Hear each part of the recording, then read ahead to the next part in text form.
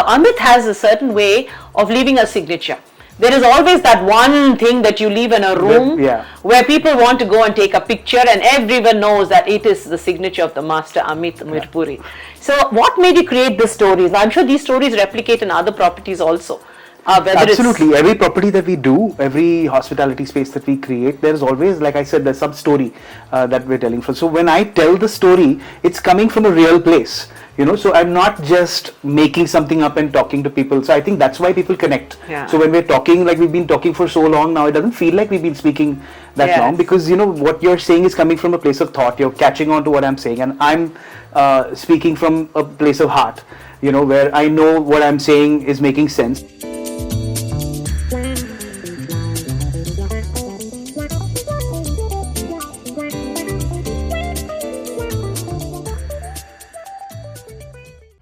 Namaste, Namaskar, Sat Sri Akal, Vanakkam, Adab, and welcome to Meet Meenamma, your favorite show with Made in VIZAG.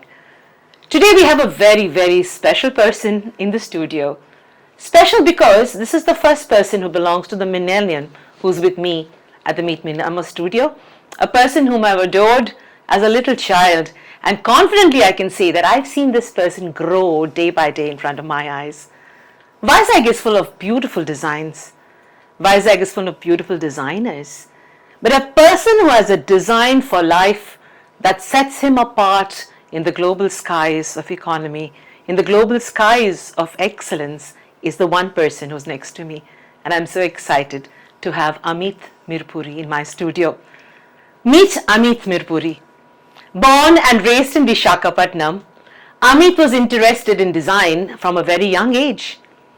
After a bachelor's in business administration from Geetham, he moved to Pune to study. Thereon was Milan for him. AMEET chose VIZAG as his land of opportunity, and a small beginning combined with hard work has now led him to where the firm stands today. His vision is shaped by his passion for structure, use of rich color and delight in many small details. Interestingly, textures and layers pulled together effectively are his fuss-free signature. AMEET Mirpuri is known for his charm and laid-back personality, which creates a fun, hands-on creative process. He believes his work is experimental, boldly eclectical, a lot of it innately Indian. He has a special eye and love for curation and is unafraid of color. His direct collaboration with his clients allows them to put their own personal stamp on their homes, as each space takes on a distinct character, reflective of client content, context, and lifestyle. AMEET has helped to revive Andhra traditions and art forms, especially from his own city. Design Studio, led by AMEET with its head office in VIZAG, has built a brand that has done projects all over the country and is now outside too. Hyderabad, Vijayawada, Bangalore, Kolkata, Goa, Coimbatore, Siliguri, only some of the locations where he has made his mark. With a team of 30 strong employees, AMEET Mirpuri has designed cafes, lounges, hotels, boutiques, spas and homes. Popular projects that he's done, and you remember him by Novotel Visakhapatnam, Bhimli and Vijayawada, Radisson Blue Resort at Visakhapatnam, the Farzi Cafe at Hyderabad and Kolkata, the Phoenicia, Kolkata and Goa. Get ready, ladies and gentlemen, to be blown away by the charismatic and charming Prince of the Design, our own AMEET Mirpuri.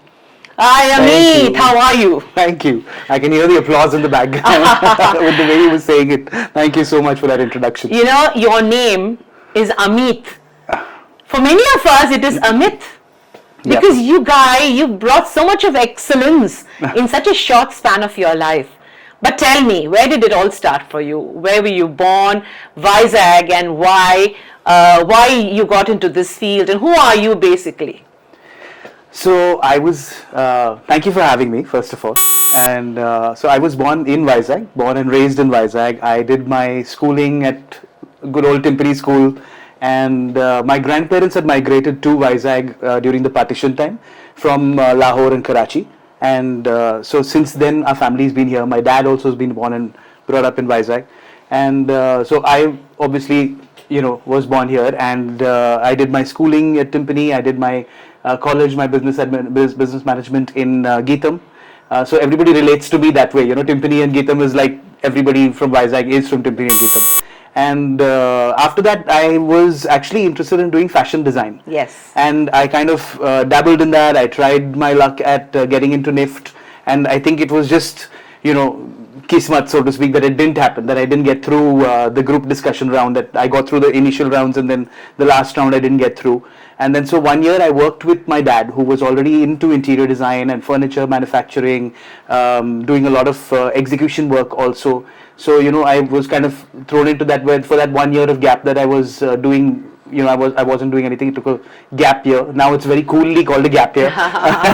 But at that time, took that time to do it. And then towards the end of it, I was still going to go for a fashion design exam. And then my mum nudged me and said that, why don't you go and see some of these colleges in Pune or somewhere. And then I went to Pune, and I don't even remember the process. I went in July and reached there. I saw the college, I liked the college, and I registered and joined in August. So it was a pure fashion designing, or was it interior designing? It was only interior design. Oh, you got into interiors at that stage. I went into interior design at that stage, so that was when kind of the fashion design thing was still there, but it was, mom said that why don't you go and, check it out. There was no ever any push from them as such to go in any direction. And I had done, which I recommend to a lot of students that I speak to, or friends, kids that I speak to now, I recommend them to go through career counseling. Correct. So in those days, I don't know if you remember Mr. Bose from Andhra University. He made me do a career counseling IQ test. Was it a psychometric test that he did? Was fabulous. Exactly. So I went through that, and in those days it was unheard of to do a career counseling test and stuff. I think it was very few people who had done it. So I did that, and it was very clear. It went into the realm of design.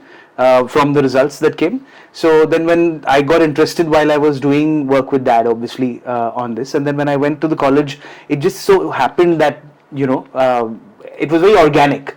It was never that, I'm loving this or whatever. And then 2 years in Pune just went past so fast. There was never that thing that, I'm tired or I want to go back. We used to work 18 hours a day on our hand drafted sheets, which in those days there was no AutoCAD, and I was working on all of that.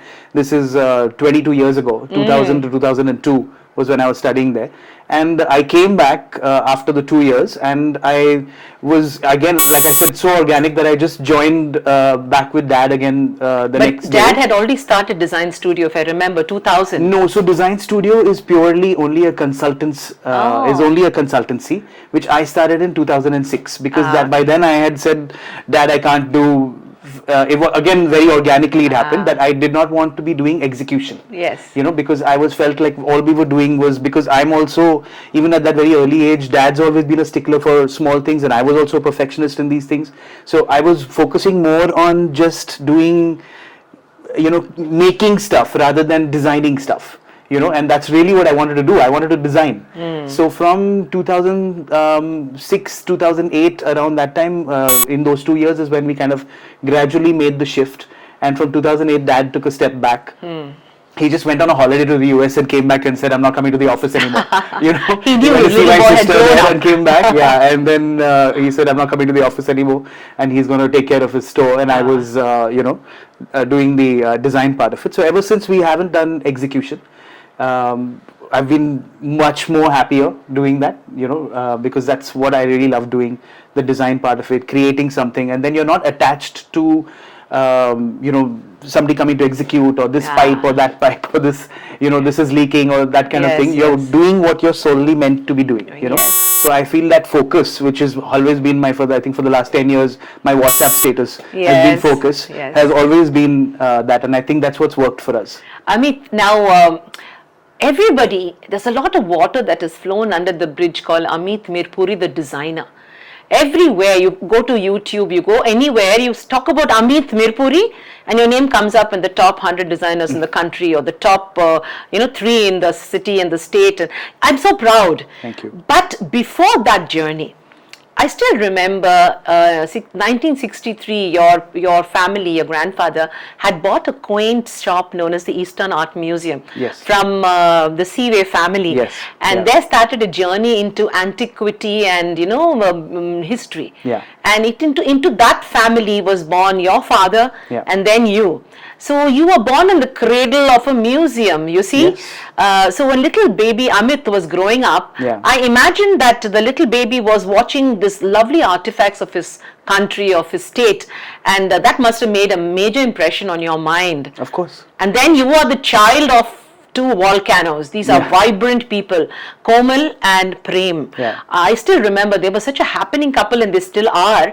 And you are a byproduct of that fabulous combination. Yeah. So, many of us remember you as Prem's son or Komal's son.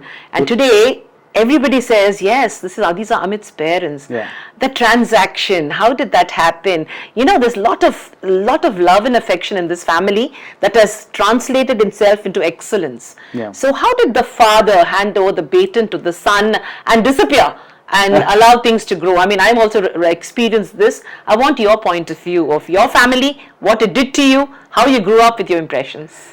So dad always says, no, he says, I'm a better chip of the old block.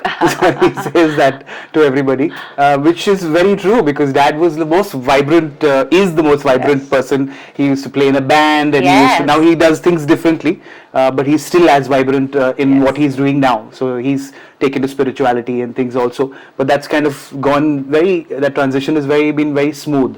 So in our family, it's never been that, okay, I'm deciding to do this, and then I'm going to do this, and then I'm going to stop this and start that. No plan. Neither with mom nor with dad. So mom has always been under the radar. She likes to be behind. She doesn't like to come in front of the camera that way. But both of them have been such strong forces for me always, And I think just to see that unconditional love that you have back at home. Yes. Anything that you go through at school, we've all gone through a lot at school, some bullying or some this. Yes. So, now everybody makes such a big hangama out of it about fat shaming and bullying and things like that. At that time, it was just like, it used to happen, but when you come home and you have such a beautiful grounded, upbringing, or that buffer that you have at home, everything is okay, So I think it's just now that those things are being blown out of proportion when, it's definitely not something I take lightly, but the fact is that because my parents and my backing was there for me, I kind of, as a child, didn't really feel that I was being, now when I look back, I say, oh, I was being bullied, or I was being, shamed for whatever, but I never, because the cocoon at home was so, beautiful, cushioned, that I never really felt that, as hate as such. Yes. So that was the beauty of it. And definitely being around creative people, in the house has always been around creative people. My granddad, my dad, my mum, everybody's got their ideas, and they're so enterprising all the time. When our shops shut down in 98, 99, both the shops shut down at the same time. We used to miss you. And we had American Silk Stores, which was a ready-made garment store. We had Eastern Art Museum, which was the handicraft store. Both of them, because of the times and because all the new bigger malls and all were opening and stuff, but they saw their time and then they had stopped. But within a year, mum started the first lingerie store in Vizag. And then dad also picked up and then opened Eastern Art Museum after a year's gap at a new location, where this location, where nobody ever knew that this would become the center of the city. At that time there was nothing there. There was that one little small road and that one shop. So when it started there, and then you see the enterprising, and they were just doing things on their own, and it was just happening organically. There was just hard work, and there was just, it was never a conscious thought out process that we will do this and then move to step number 2, step number 3. The brand just got built automatically in a very organic manner. Yes. And pure hard work and sweat of those two. 2000, really. the year 2000, Y2K, very important year. The whole world was translating itself to a digital presence. We were ushering an entire new era. Your father shifted his store into a wonderful place, which today is known as the Eastern Art Museum Road. 24 years later. And when even now, if people say, what is the landmark? Oh, Eastern Art Museum, I know the place. So that is the kind of brand that he built. Now, 2000 is also the year that his little boy went out and comes back 2 years later, equipped with a degree.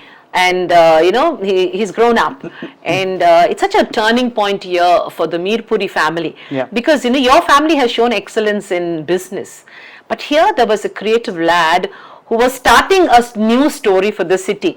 How did it feel? You might have been in your early 20s at that time. Did people take advantage of the fact that there was a creative boy who was available for, free service? Or did people pay you peanuts and expect you to do work? And did you do it?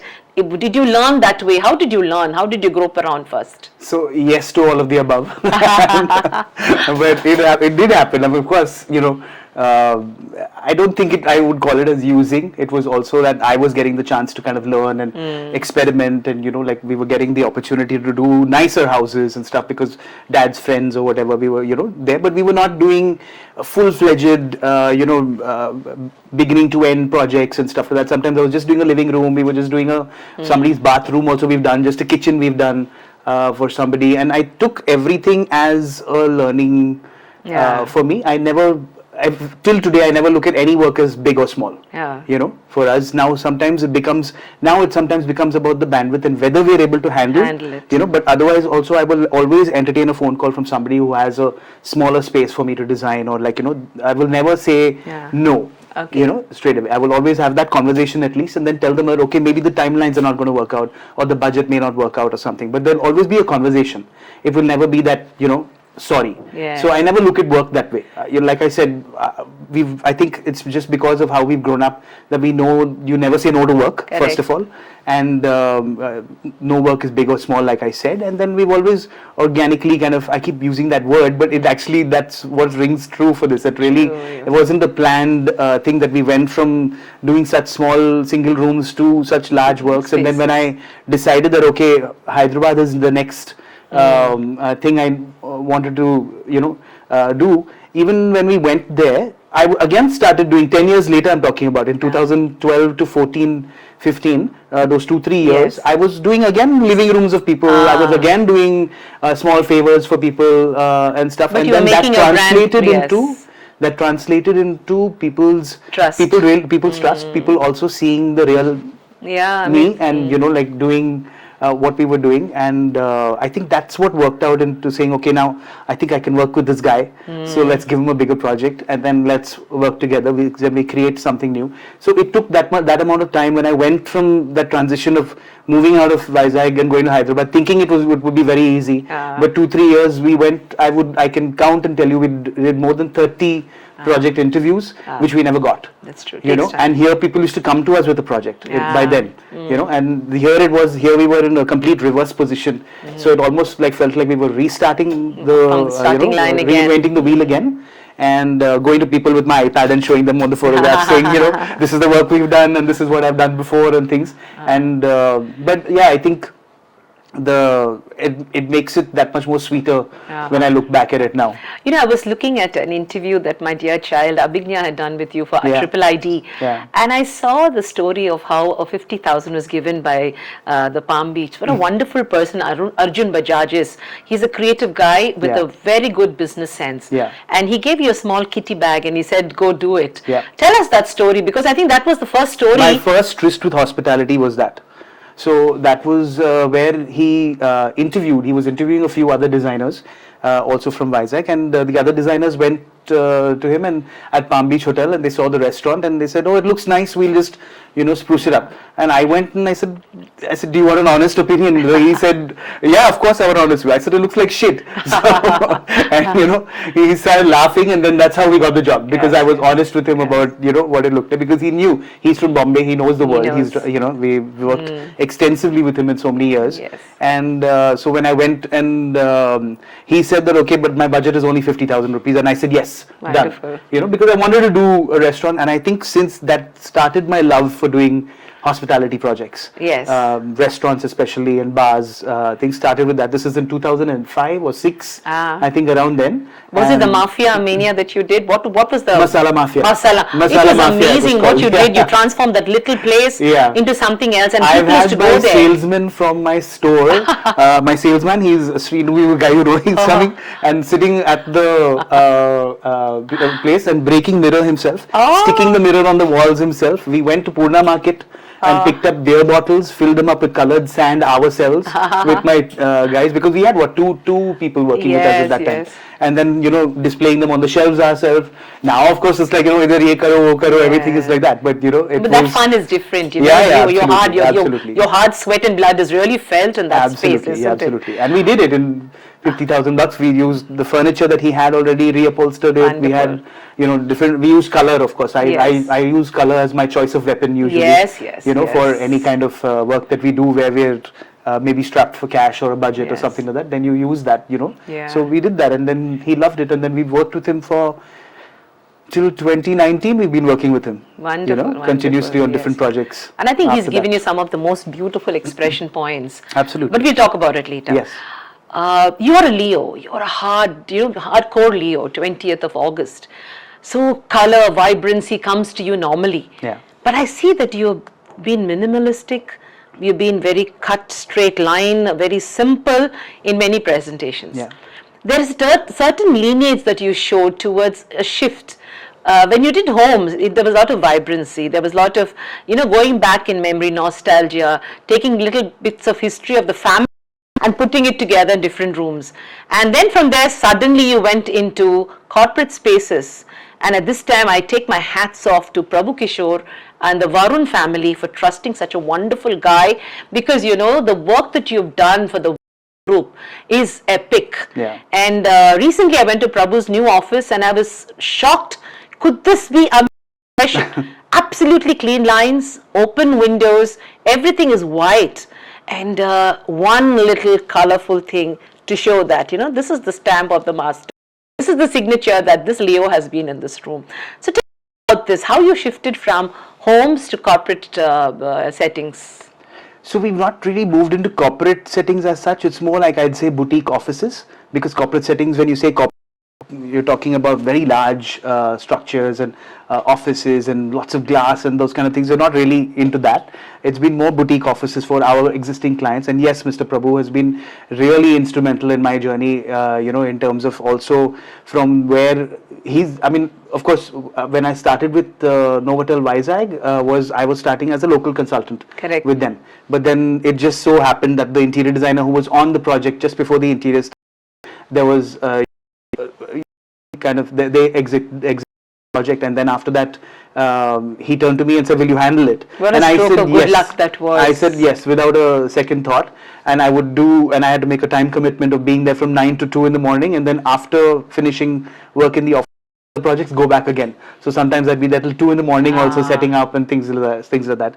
But that kind of doing such a large project of 3.5 lakh square feet gave me that confidence that I can do anything now. And this is back in 2011. Yes. And after that, we've done so many works for him. I don't even remember how many projects we've done for him after that, because he just called to start the work. We never speak about money. We never speak about anything. And I respect him so much that I would not even pick up that topic till even today, when we're doing much larger projects for him. And hopefully now that the wind has shifted with the government, that new things are also going to happen. Which of course I'll allow them to talk about. Yes. And it's just so happened that when coming back to his office, I believe that the person in the space should look or feel like him when you enter. Yeah. Him or her. It's very important that the person's reflection Fabric is there. should be there. Yeah, Yes. because otherwise I'm designing for myself only. Correct. I'm designing for you, Yes. right? So I want to keep my style. Definitely, but I want to include your personality, your character into the space, right? So he's this very minimalist kind of person. He loves his great finishes and luxurious elements as well, but he likes things a certain organized way. Yeah, a certain organized way. So that space had to reflect that. So all the whiteness that you see in the space, or the thing. So we kind of take a lot of dramatic elements sometimes that you'll miss, because we've made it subtle by we do a lot of drama. You'll suddenly see us whitewash everything white, so it's all there, the details are there, but still subtle. So like that also, when we do homes as well. Recently we did this house for somebody. It was very Indian, and then I've always had this penchant for things which are very, as you mentioned, innately Indian and made in India. Like whether it's from a local craftsman, or I even see these craftsmen who work with the luxury stores in Delhi, for example. They also are craft people. They all are, and they're all trying to do something made in India and trying to take that to the next level, which I really appreciate. So we use that a lot. So when we were doing this house recently, we did a lot of these elements, and then there is a certain glamour in subtlety also. So they wanted a glamorous house, but they didn't want it to be in your face. So there you'll see like beautiful cornice details, and you'll see beautiful wall panels, very architectural details sometimes internally, steps going up the wall and stuff. But everything we did in like a muted tone. Okay. And then we added this pops of color with the furniture, with the art, with the things like that. Was it an apartment or? It was a small villa that we did in Hyderabad. Oh, wonderful. Yeah. So that was one of the projects that we really had a great time working on, because the client gave us a brief and we showed him a first look and feel presentation, and he said, "That's it. This is what I love." And our journey through till the end has been Let me ask you a question. See, when you do a home, it's a private space where there's one painful person. I mean, I'm sorry to say, because when you do weddings, we realize, there's always that father or mother or that bhabhi or that bride who is very picky. So you have that boss who's got his ideas. Yeah. So whatever you do, you have to listen to the owner of that house, because important. But in a corporate sense or in a hospitality area, it is open, because they are more corporate, they're more philosophical in their professional ethics. Yeah. So they understand a professional better. Yeah. How did you handle that, I mean, for us it was difficult when we did weddings in my team as Razmatas. But for you, how was it? Because yours is totally designed, and your urge to do well is pitched against somebody's urge to project his ideas. Yeah. Patience. A lot of patience. Definitely, we do come across a lot of clients that are very demanding a lot of the time. They're very picky, and rightfully so. Everybody has their own taste. Sometimes, what you're showing them may not relate to them, and sometimes they don't understand it until they see it. Yeah. So unless you show them a 3D view, or maybe sometimes even after it comes up at their home, then they'll understand that, oh, this is not what I wanted. And, then you have to have that conversation with them and understand where you're coming from, and understand where they're coming from. That's where you make that amalgamation, and that's how my projects are so different from each other, because I listen. Yeah, okay. Right. When it comes to hospitality, it's more about, for me always, whatever I do in a space has to have meaning, right? It's important that if I've got a theme going, I don't want the theme to be in your face. Never. Correct. See my thing. There's one Instagram wall, or there's one the whole space has to be Instagrammable, because it goes now.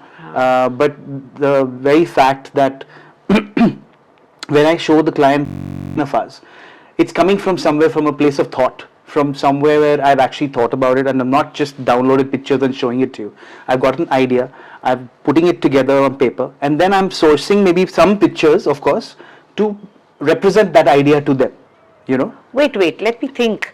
When we did the inauguration of the Novotel Vijayawada, I remember the theme was the Four Seasons, and I remember the central installation. I can never get that out of my mind, Ameet, because that was your signature. You showed global warming, and it was so beautifully done. Is that what you're talking about? Yes. You leave your stamp? Any piece that you see, any color that we use, any style of furniture that we use, will always have some meaning, and it will come from a place of thought.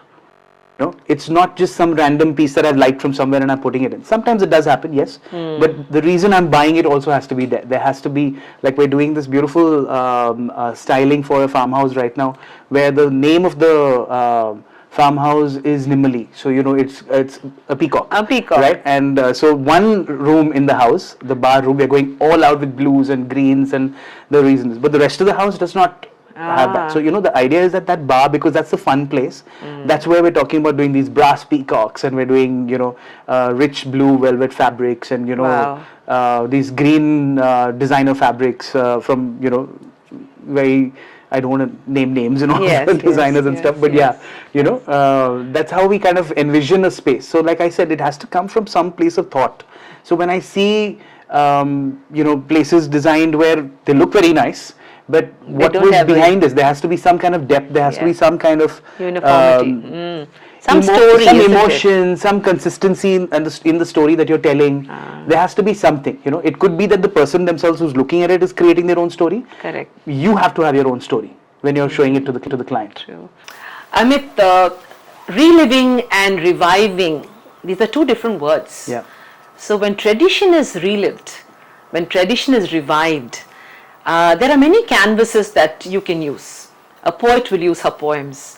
A film producer will use his film. A songstress will use a song.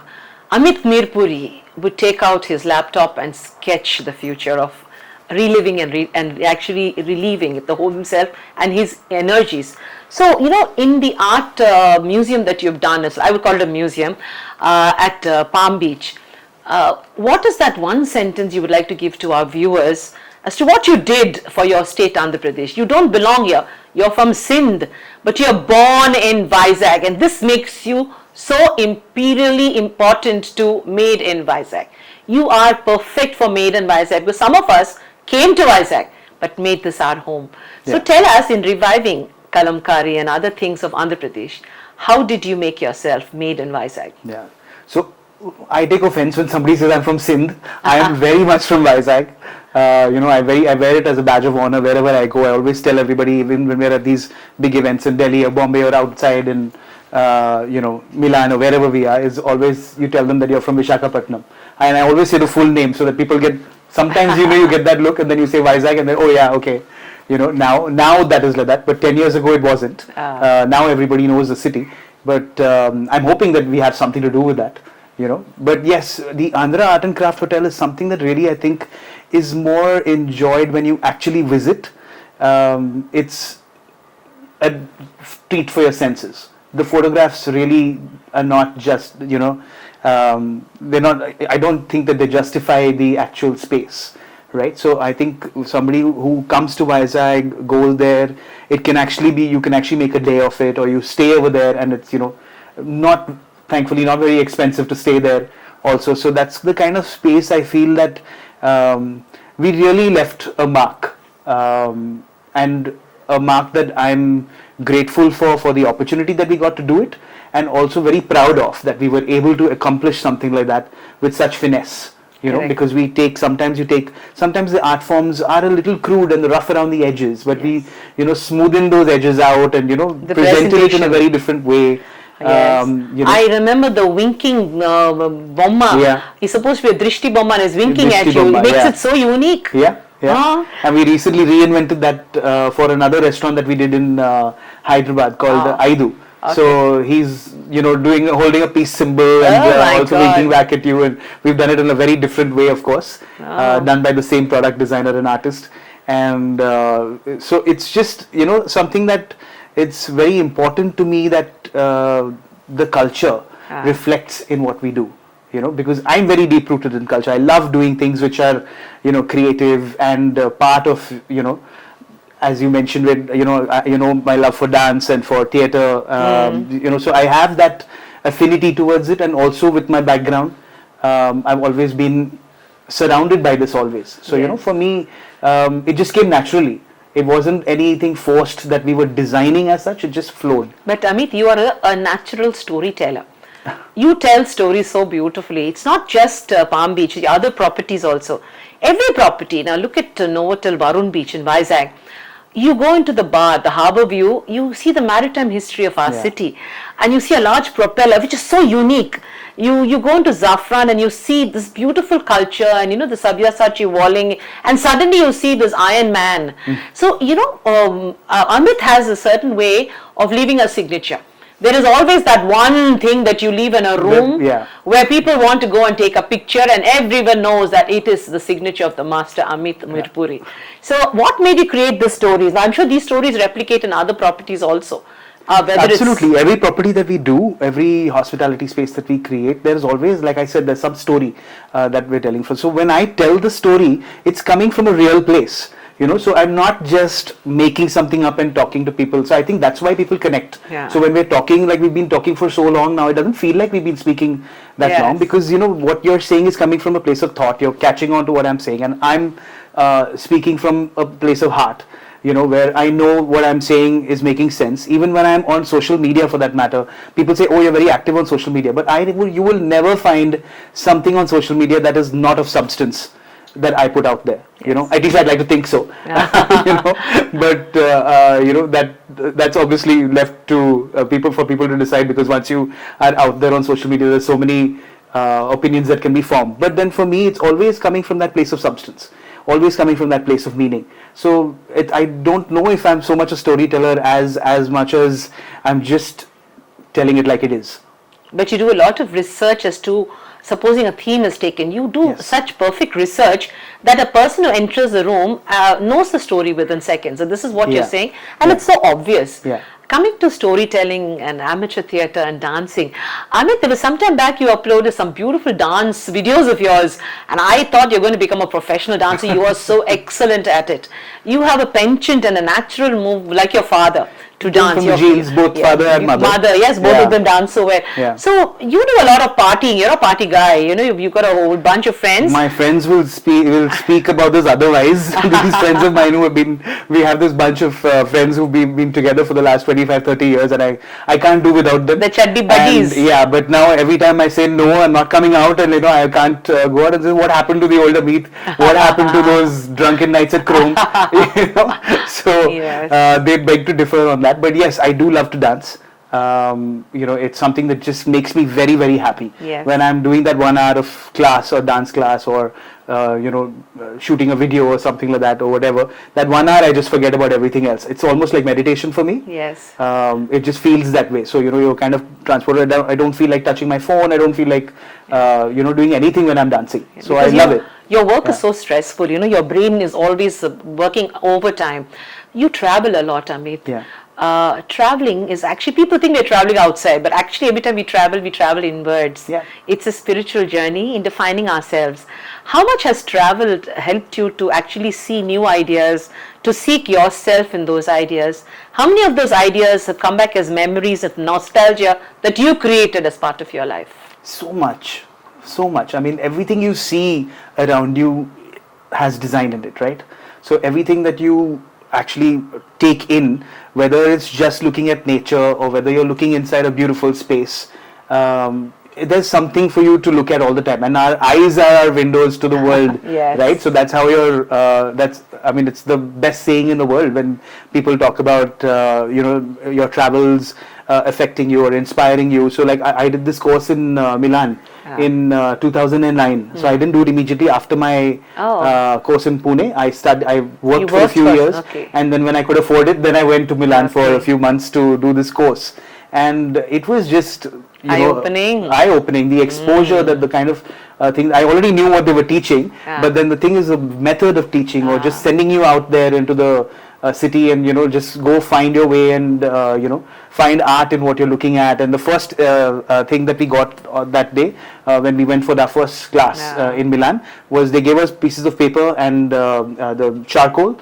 and said that you go out and bring art to us. So you put it on either a monument that you're seeing that you like some kind of motif, or you see on the sand or on a rock or something, you see some design element in that, and you sketch the charcoal over the paper by putting it on, and you get that embossed effect. And then you had to bring it back in the evening, and then they had a whole show for all the students of embossed works with everybody's art gallery. There was no winner, no loser, nothing. It was just a show, for everybody. So that was amazing. That just kind of opens up your mind and saying, what is this kind of teaching? This is a different level. And then from there, the places that they took us to, and then of course after that, when I travel, I mostly travel only for work. I hardly ever go for holidays. My holidays are always just weekends for some friend's birthday or something like that. But the idea of traveling on work also, when you're going out, my eyes are always open, my senses are always alive, because of this. So I love it. I mean, people say it gets tiring, it gets stressful. I'm doing what I love. It's not stress.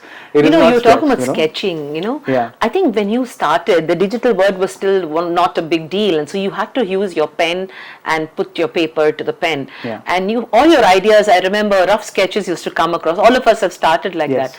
Today we have artificial intelligence and a revolution at it.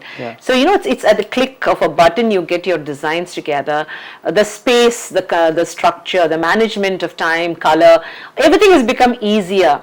What is your take on artificial intelligence versus creativity like yours?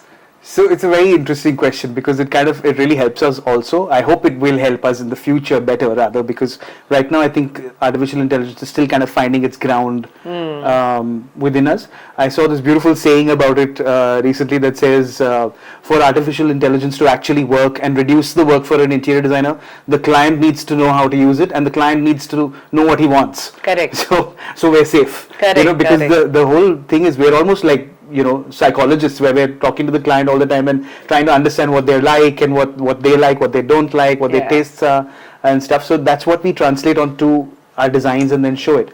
With artificial intelligence, I have found though that sometimes it makes our presentations look and feel presentations. I won't say detailed presentations yet because it's not gotten in that in depth yet where we can do that. Or if there is, then I don't know because I'm super technologically challenged. But there are things like we've done recently, for example, where we've done I've done a sketch on my iPad, and my guys in the office have just fed that into the computer and it's translated into something lovely.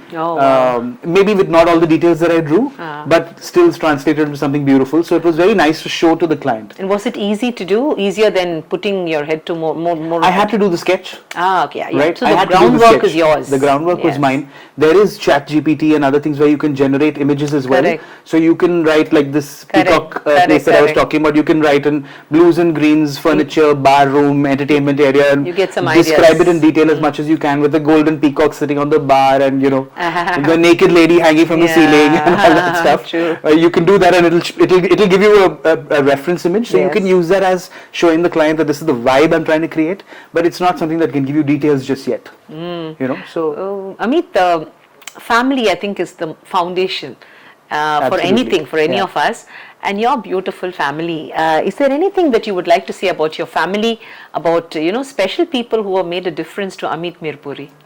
So my sister is, like I get goosebumps talking about it itself, that she's my most special relationship. Aarti Utaro. Aarti Utaro. And but like I've already spoken about my mom and dad. I mean, we've grown up in that beautiful, space of unconditional love, which I'm very thankful for every day, because I see so many things around us all the time now, which makes me even more have even more gratitude towards having that at home. My relationship with my sister is amazing. My relationship with my niece, my brother-in-law, that little close-knit family that we have has been always really close-knit. When we say close-knit, I don't just mean just that word. It's very lack of depth. But we're actually very, very close. Spiritually close. We might sometimes think of something and then suddenly somebody's phone call will come, and there is no chance that somebody is going through something in the house and they will not be there. There's just no chance of it. And like that, I have my immediate family as well. I have my cousins. I have a cousin who I work with now, Jiten from Sri Lanka. He's, we're working together on such a close level now, where he's doing the architecture. He's an architect now, a professional architect, and he's doing the architecture and I'm doing the design part of it, and I'm still kind of like pulling back with him and like, okay, no, maybe we need to add a little glam to this, because he's from Sri Lanka and he has these very beautiful straight line sensibilities, and sometimes in India you need a little bit more glamour. Correct. So we try to bring that together, but that collaboration, like you spoke about collaboration earlier, and collaborating with family is all the most, sometimes you have to be tippy-toe, this thing, but not with my family. I mean, it's not like that. We all tell it like it is. We love each other so much that any differences, we can look beyond. Wonderful. Your team, it's your strength. Yes. I see some very committed people working with you, and hats off to you for selecting such a beautiful team. Apart from the team, there are so many people who look up to you as an inspiration, Amit. Even people of my generation, the way you have taken, the entire story of design into the global skies, hats off to you. I mean, we are really proud, and I'm happy to have this time. I've hunted for you for 2 months to get you to this seat. I'm sorry about that, but yes. Yeah. But what would you like to tell I'm sure there's a question everybody asks, the next generation. There are many people who think it's easy to become an architect or an interior designer, and I beg their pardon. So tell them the truth on how hard it is. What are the qualities that they need to have to become either architects or interior designers, and how much they have to study? Would you like to tell them your 3 takeaways for today? So yes, as you mentioned my team, I have to mention Kshitija and Sukrita, who are part of my team, part of their business partners with me now, who they kind of walked into my office and said that, look, listen, we want a job, and this is what we're good at, this is what we can do, and they've been around forever now. And my whole team, I don't know what I've done right, because I said I've always done something so organically, and for me it's always about treating people with respect, right? So you treat even the lowest of the low, the highest of the high, with the same kind of respect, and you'll get that back. So their love for me and my love for them is, I don't want to say insane is not the right word to use, but they literally call themselves Ameet's Army. On my birthday and stuff, you'll see my office flooded with the most beautiful things, and like happy birthday from Ameet's Army. So that's, I can't do anything without them, that's for sure. When it comes to talking about, like I said, I speak to a lot of people who want to get into interior design, or want to go into the design way, or even for that matter just somebody who's in a 10th or 12th standard and wants to find direction into what they want to do next. Very importantly is, first find your calling, first find what you're good at, what you enjoy doing, because then everything comes after that. For the first 10 years I think I probably never made more money than just to feed my expenses. Correct. So the first 10 years was that. It was only after that where we started doing more, and I started getting a little bit more sensible in terms of business. And people say Sindhis have it in them, but I don't have it in me. I'm a designer out and out, and luckily my mom takes care of my finances. So she's the finance manager till today. Yeah. She tells me where to invest and where to do all the saving and stuff over there. But there is no substitute for hard work. Yes. It's been 22 years I've been working now, and now people tell us, okay, top 100 this, or top 50 this, or whatever, which is very gratifying. And now when I get that, I'm like, I don't know how to react to that, because earlier I used to work towards that. Now I don't work towards that. I work towards wanting to build something beautiful, when I create something beautiful. How lovely, how lovely. It's never, for me, it's never been about the money. It's always been about that creativity and making sure that we're doing something nice. I think I'm like a true blue artist in those sense, where you really are working for some time. Earlier I used to work for the adulation. Now when I get the adulation, I'm like, okay, I got it, thank you, let's move on, let's go next. Yes, yes. What can we do next, and how is our next work going to be better than the one that we've done already? Yes. So you have to constantly reinvent yourself so that you stay relevant. You have to love what you do and follow being good at what you do, rather than following the money. Money, yes. Money doesn't come easy. No, it doesn't come easy think at all. it's easy. And you can you can get into doing execution and stuff like that, make a lot of money on the side. You can take commissions and things like that over there and make a lot of money on the side. But how long lasting is that? Yes. I feel that longevity of what we've been doing, 22 years, is not a short time. Consistency is the key. Consistency is the key. We've been at it day and night. All I eat, sleep, breathe my work, which I love doing. I don't, I wake up in the morning wanting to go to work. That's how you should feel. Yes. Monday blues is bullshit. You know what I mean? So I think that's something that I would really tell people, that if you're wanting to take away something from this, that's what I'd like them to take away. That follow your calling, and everything else will follow. And Ameet, you're a very focused individual. You're very focused professionally. I understand when you do a project, and I heard this from many of your clients, you focus, you give them their attention, you don't even take your phone calls at times. No. I know people complain that you don't, but I think it's very important, because you should not betray or double time your client or your intention to design. Yeah. Falling in love hopelessly with your work is only incidental. Yeah. So here we have AMEET Mirpuri, who has, he's blazed a trail which is different from the others. Where is the road ahead leading you to, Ameet? Where are you going? There is, again, I'm going to use this word organically. Everything that we've been, come to today has been very gradually, very naturally, through some amazing friends in VIZAG and Hyderabad who kind of supported us through, all the times that we've needed something, or, and that also, it's never been out of wanting to help or anything like that. It's just been like, okay, we're moving together, everybody. And so now I have my sights set on so many different things. I want to work internationally. I want to do, the best kind of work that, I think the best is yet to come. Yes. That people say, I really mean it. That the kind of work that we're doing in the last few years especially, has changed our demographic, and I would love for that to kind of go next level now. there is no limit in design anymore. Yes, there's no beginning, there's no end. No end. So you The can just story keep goes creating. on. Yeah. For all our viewers out there, you're watching a maverick in action. A man who was born with the golden spoon. He could have just sat on that seat that his father gave him and lived a life, but he chose to be different.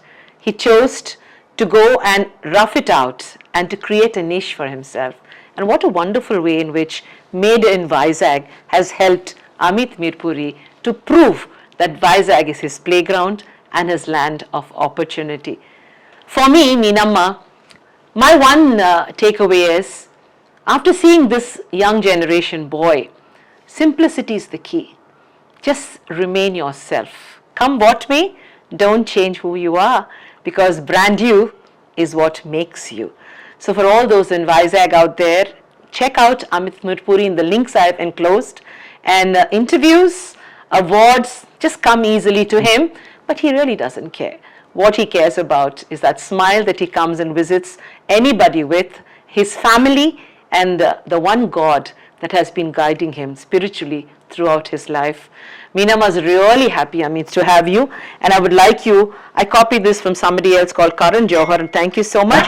I would like you to sign this cup and make this lady called Meenamma so happy, because I'll show off, because in the years to come, this is the cup I'm going to go back and look at as the cup of life.